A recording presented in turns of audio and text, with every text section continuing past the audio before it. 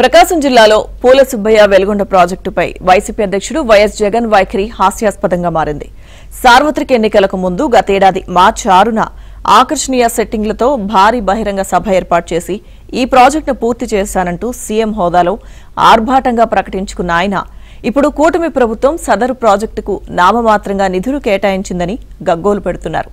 ప్రాజెక్టును జాతికి అంకితం చేశానని, జిల్లా రైతాంగానికి సాగు కష్టాలు తీరిపోయాయని అలవోకగా అబద్దాలాడేసి ఇప్పుడు నిధులెలా కోరతారనేది ప్రశ్న. వాస్తవానికి ఆయన సీఎంగా ఉండగా ఈ ప్రాజెక్టు 2023-24లో కేవలం దీనికోసం 25 కోట్లే కేటాయించారు.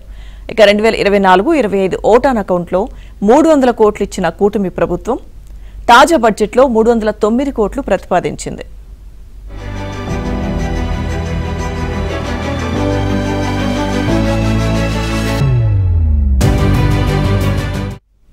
ఇదిలా ఉంటే ఇప్పుడు ఎవరు ఎక్కువ కేటాయించారు, ఎక్కడి పనులు అక్కడ పెట్టి పూర్తయిపోయిందంటూ నాటకమాడిందెవరు, ఇప్పుడు రాద్ధాంతం చేస్తోంది ఎవరు? ప్రాజెక్టుకు భూసేకరణ, సహాయ పునరావాసానికి 1000 కోట్ల అవసరమని, ఇప్పుడు 116 కోట్లే కేటాయించారని ఎర్రగొండపాలెం వైసీపీ ఎమ్మెల్యే చంద్రశేఖర్ శుక్రవారం నీలి కూలీ మీడియాతో అన్నారు. నిధుల సాధన కోసం పాదయాత్ర చేస్తానని ప్రకటించారు. వెలిగొండపై ఆయనకు నిజంగా అంత ప్రేమ ఉంటే జగన్ జమానాలో 25 కోట్లే విధిల్చినప్పుడు, కేటాయించినప్పుడు ధర్నాలు, పాదయాత్రలు ఎందుకు చేయలేదని ప్రజలు నిలదీస్తున్నారు.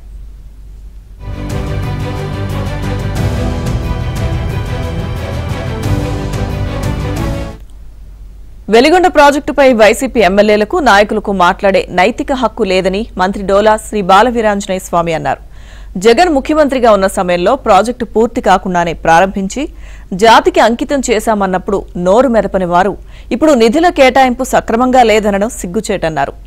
వైసీపీ ఎమ్మెల్యేలు ఆర్భాటపు ప్రకటనలు మానుకొని సభకు వచ్చి ప్రజా సమస్యలపై మాట్లాడాలని స్వామి అన్నారు.